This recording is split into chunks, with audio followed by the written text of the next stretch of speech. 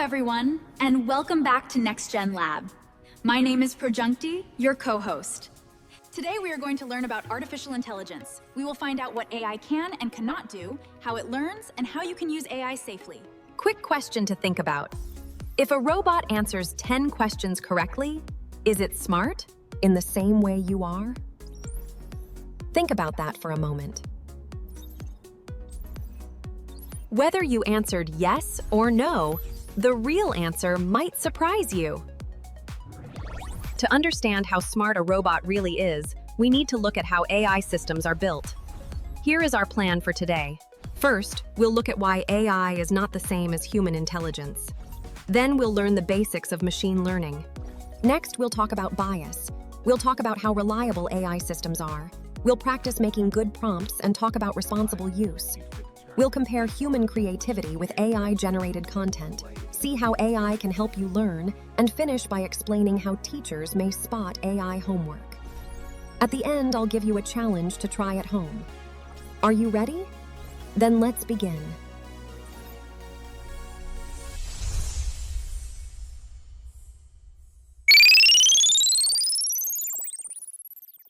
When we say someone is intelligent, we usually mean they can feel, understand real life, learn from many kinds of experiences, make plans, and care about others.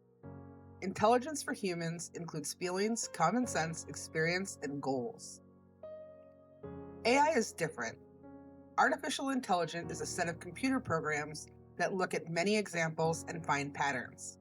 If we give an AI many examples of pictures, words, or sounds, it learns which patterns usually go together and uses that to make guesses. But AI does not feel, it does not have goals, and it does not understand the world the way you do.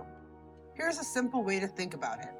AI is very good at predicting what comes next based on patterns it has seen before. It is not good at understanding why those patterns matter to people. For example, a chatbot might tell someone to eat bread because many examples it saw were from people who eat bread. But in Bangladesh, many people prefer rice and fish. The AI does not know that unless it was trained with examples from here. AI can also be confidently wrong. That means it can give an answer that sounds correct but is actually wrong. Think of AI like a very fast pattern finder, not like a friend who understands how you feel. Now, let's compare this to how you learn. You learn by living through events, talking with family, making mistakes, and having feelings about things. You know what Eid feels like, what monsoon smells are, and how your neighborhood rickshaw sounds. An AI does not have any of those real experiences. That is why the answer to our original question, is AI intelligent like you, is not really.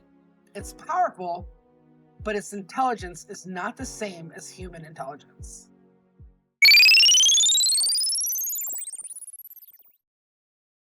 Now we will learn how AI, especially machine learning, actually works in a simple way. Machine learning means teaching a computer to find patterns in lots of examples. Imagine you want a computer to recognize rickshaws.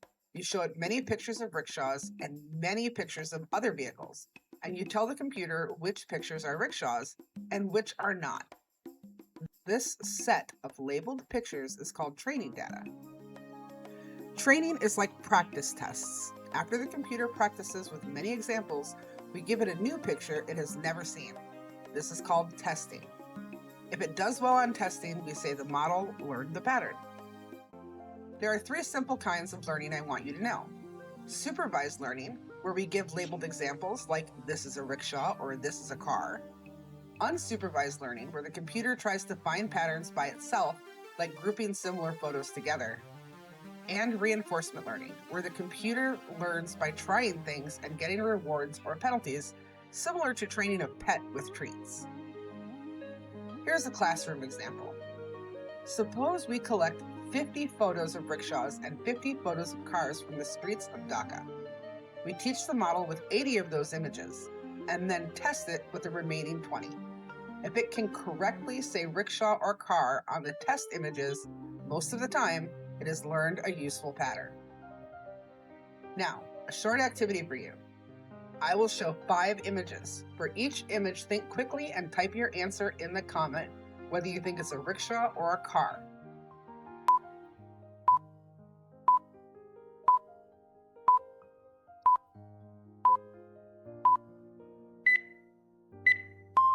Good. The computer might make the same choices as you, or different ones. Why? Sometimes the photo angle is strange, or the rickshaw is partly hidden, or the image is blurry. Machine learning depends on the examples it saw during training. If it did not see enough variety, it can easily make mistakes. This is the idea behind the CAPTCHAs that you have to complete to show you are human and not a bot. That is the main idea. Machine learning finds patterns from examples, and it works best when the examples are many and varied.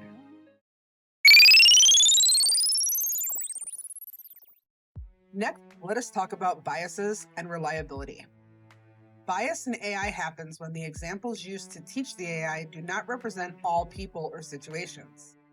If an AI is trained mostly with images of people from one country, it may not work well for people from other countries. For examples, some face recognition systems were trained mainly on light-skinned faces. They can make more errors when recognizing dark-skinned faces. This is a fairness problem. It can cause people to be treated unfairly because the AI was not trained on diverse examples. Reliability means when the AI is correct and when it can fail. An AI might be 95% accurate on the test data, but that still means 5 out of 100 cases are wrong. And sometimes those wrong answers can be harmful. A translation app might change a local phrase and give the wrong meaning, or a medical AI might give the wrong recommendation if it does not know about local medicines. Here's a short example you can spot at home. I will show 2 translations of the same sentence. One looks correct and clear, the other is wrong or sounds strange. Which do you think is right? If you pick the better translation, you are learning how to judge AI output. Some simple checks are to ask the same question in a different way, check trusted books or ask a teacher, and look for evidence or references. Remember, bias and reliability come from data and the way models are trained. This is why it is important to use diverse examples and to test AI carefully before trusting it.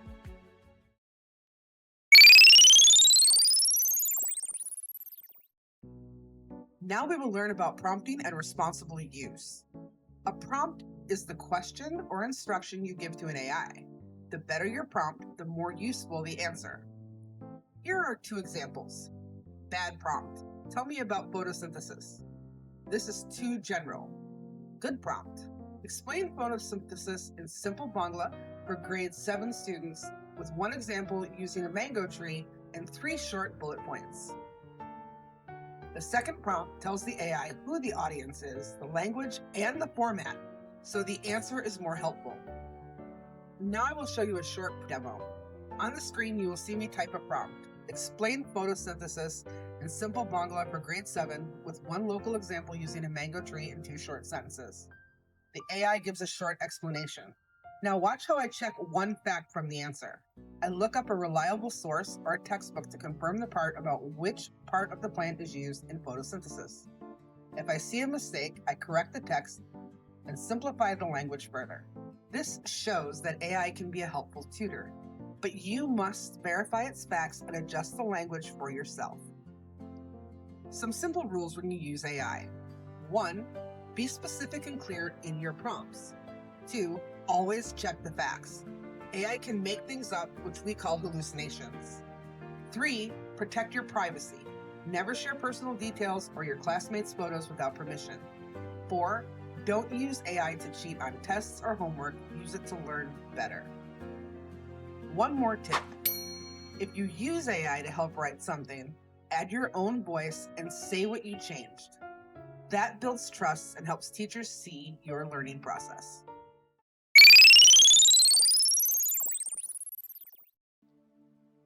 Next, let us compare human creativity with AI generation. AI can create poems, stories, or pictures by mixing patterns from what it learned. It can sound clever, but it does not have feelings or life experience. I will read 2 short poems about the monsoon. The first is created by an AI. The second is a short, student-style poem written in a simple, personal way. Listen to both and think about which one feels more personal. Precipitation falls from gray. Atmospheric moisture leads the way. Nature cycles in a rhythmic beat, cooling down the summer heat.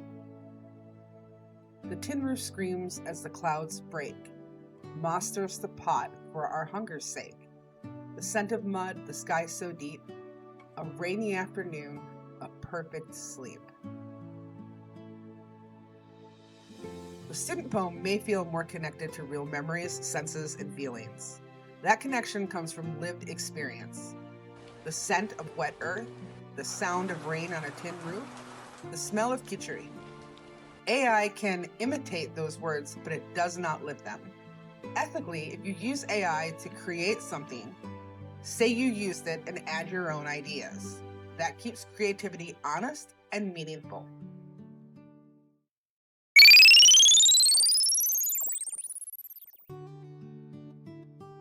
Finally, let us talk about how teachers may notice AI written homework. This is not to scare you, it's to help you learn honestly.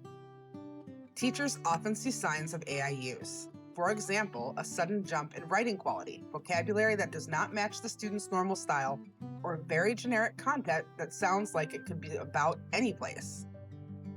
Teachers also ask short oral questions in class. Can you explain how you arrived at this answer? Or they ask for a simple draft showing your steps.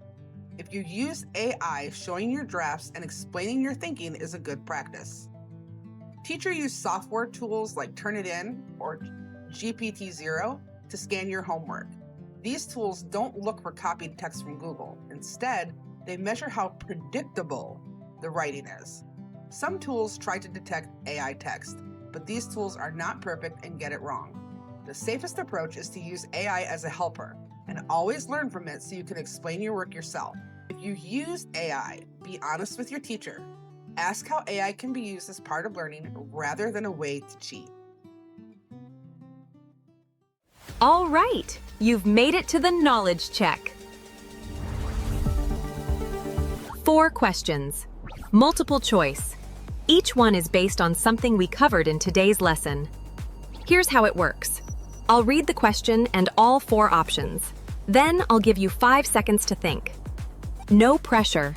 This is not an exam. This is how you find out what's stuck. Then we'll reveal the correct answer together and I'll explain why it's the correct choice. Are you ready? Here we go! Question 1. A student says AI is smarter than any human because it knows everything. What is the most accurate response?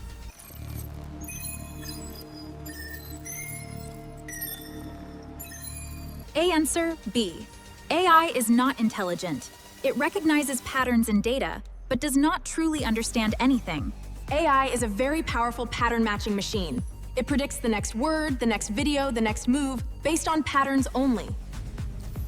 It has no understanding, no feelings, and no common sense. A child who touches a hot stove learns something real. AI has never felt heat. It only knows that the word hot often appears near the word burn. Question 2. Nadia asks an AI chatbot a question and it gives her a very confident, detailed answer. She uses it in her assignment without checking. What is the problem with this?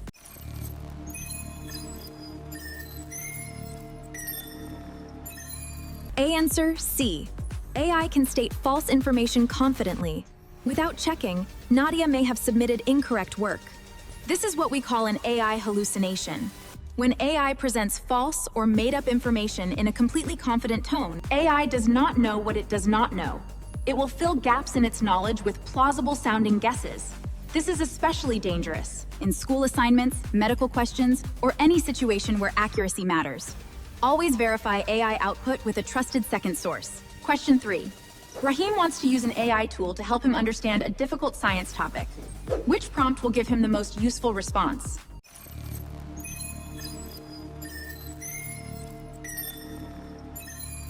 A answer, B. Explain photosynthesis to a grade 7 student in 3 simple steps, using a real-life example from nature. A strong prompt tells the AI exactly who you are, what you need, how you need it delivered, and in what format. Option B gives the AI a role context. Last question. Question 4. Tarek submits an essay that was mostly written by an AI tool.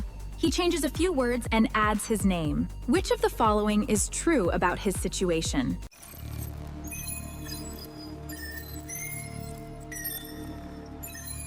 Answer C. Detection tools like Turnitin and GPT-0 can identify patterns in AI-generated text, and lightly edited AI writing is often still flagged. AI detection tools analyze writing for patterns that are statistically common in AI output. Things like unusually consistent sentence length, absence of personal voice, overly formal vocabulary, and near-perfect grammar throughout. Simply changing a few words does not remove these patterns. More importantly, consider what Tarek actually lost. He submitted work he did not write, so he learned nothing. The exam that follows will not have an AI to help him. Academic honesty is not just a rule. It is a protection for your own future. And that is your 4 questions for today. How did you do? If you got all 4 correct, excellent. You were paying attention, and you understand the core ideas of today's lesson. If you got 2 or 3 correct, that is a strong start.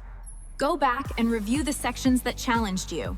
If you got 1 or less, do not worry. Rewatch the lesson. These ideas take time to settle. The fact that you are here means you are already ahead. Nobody becomes an expert in one lesson, but every lesson moves you forward. The most important thing is whether you can explain these ideas to someone else. Explain to a friend tonight what AI actually is, in your own words. If you can do that, today's lesson worked. In every Masterclass episode, we stop to look at the future, not just what you are learning today, but where it can take you. This is your professional spotlight. Today's profession connects directly to everything we have been talking about: artificial intelligence, machine learning, and data. Think about the last video YouTube recommended to you. You did not search for it, it just appeared. And somehow it was exactly the kind of video you wanted to watch. That was not an accident. An algorithm built by data scientists studied your watch history, how long you paused on certain videos, what you skipped, what you replayed, and predicted exactly what would keep you watching next. And if you play Free Fire, think about how the game finds opponents for you. It's not random. A matchmaking algorithm analyzes your skill level, your win rate, your reaction time, and matches you against players at almost exactly your level. Just challenging enough to keep you playing, but not so hard that you quit.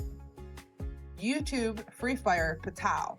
Every single one of these is powered by data science, running silently in the background, shaping your experience every day. That is what a data scientist builds. A data scientist is someone who collects large amounts of data, looks for patterns inside it, and uses those patterns to help companies and organizations make smarter decisions. Not just numbers on a screen, real decisions about whether to approve a loan, which medicine might work for a patient, why customers are leaving an app, or where to build a new school. Data scientists are, in the simplest terms, professional problem solvers. The tool is data. Their superpower is knowing how to ask the right questions.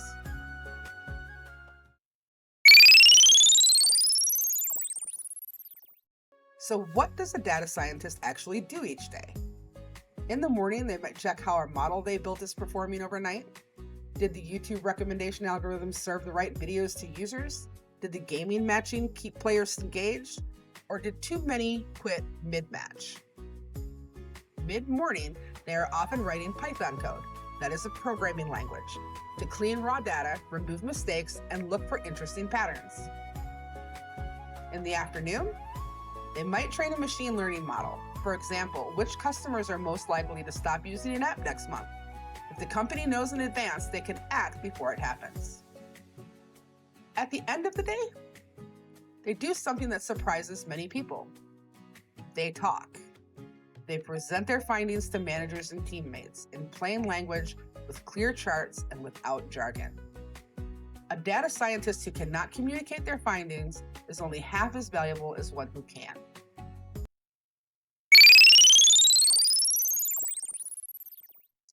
Here's the thing about becoming a data scientist. The path starts now, not at university, not after HSC, right now, in your class, in your school, and in your home. Step 1 is a subject you are already studying: mathematics. Statistics, probability, algebra, these are not boring. They are the language data scientists use every single day. Take them seriously. Step 2 happens in secondary school and at HSC. Study the science stream. Start learning Python, the most important programming language for data science, for free. YouTube, Free Code Camp, Coursera, all free. You do not need a lab to start. Step 3 is university. The best options in Bangladesh for this career are computer science, applied mathematics, statistics, or physics at Butte, Dhaka University, Brock University, North-South University, or IUT. But here is important advice. Your degree alone is not enough. Build projects, put them on GitHub, a free website where you can show your code to the world. That portfolio is often more powerful than your certificate alone. Step 4 is your first job. You might start as a data analyst or junior data scientist. Companies in Bangladesh like Patal, Grameenphone, Samsung R&D Bangladesh, and BrainStation 23 hire fresh graduates. Freelancing for international clients through platforms like Upwork is also a real growing path. And step 5, with 5 to 10 years of experience, you can work remotely for companies in the USA, UK, or Singapore. Fully international salary from your home in Dhaka. You do not have to leave Bangladesh to earn a global salary. You just have to have global skills. What skills do you need? Let's break it down slowly. The 3 core skills are Python, mathematics, and statistics. These are non-negotiable. Everything else builds on top of them. As you grow, you will add structured query language, or SQL for short. Think of it as a universal translator that allows human and software applications to talk directly to database systems to find or update information. But there are 2 skills on the list that most students overlook. Critical thinking, the ability to ask good questions about data, not just accept what a computer tells you, and clear communication, because your most important audience is never a machine, it's always a human being.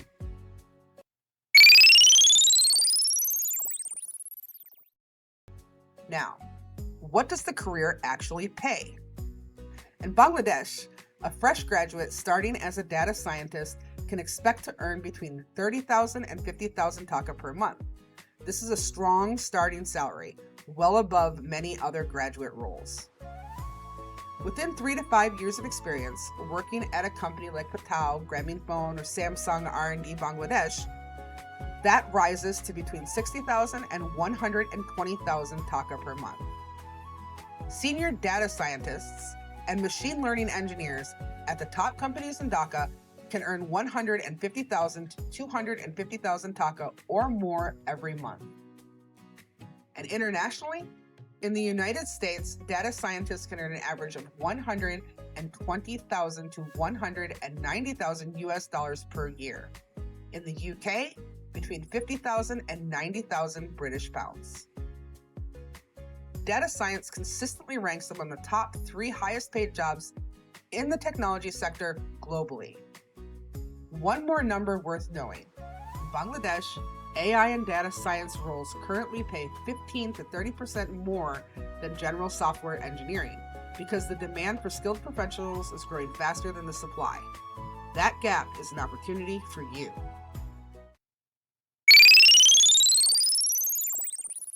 This is not a distant dream. This work is happening right now in Dhaka.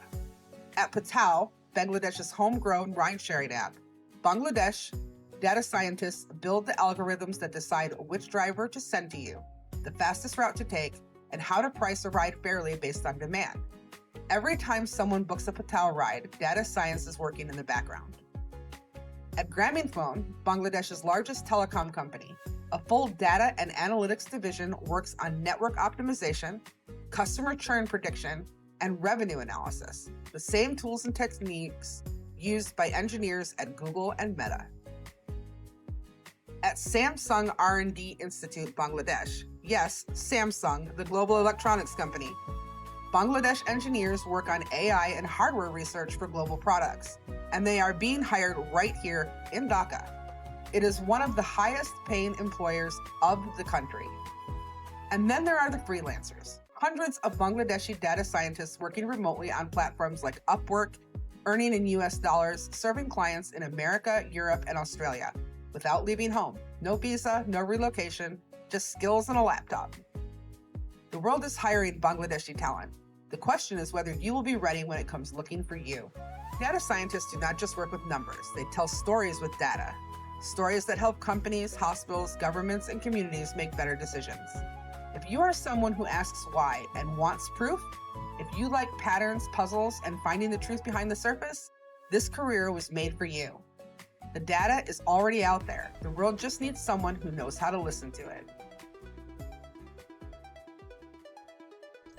And that's a wrap on another NextGen Lab lesson. Thank you for watching. I hope you enjoyed this lesson. If you have any questions, place them in the comments, and one of our moderators will get back to you. In Part 2, we will talk about how AI misuse can cause all sorts of troubles. We'll explore safe, creative AI tools that make learning more fun and see how AI is opening up new career paths.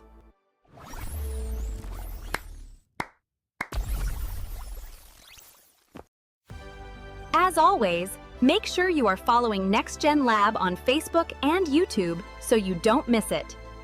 Until then, keep learning, keep growing, and remember, technology is not the future. You are. Goodbye for now, and we will see you next time on NextGen Lab.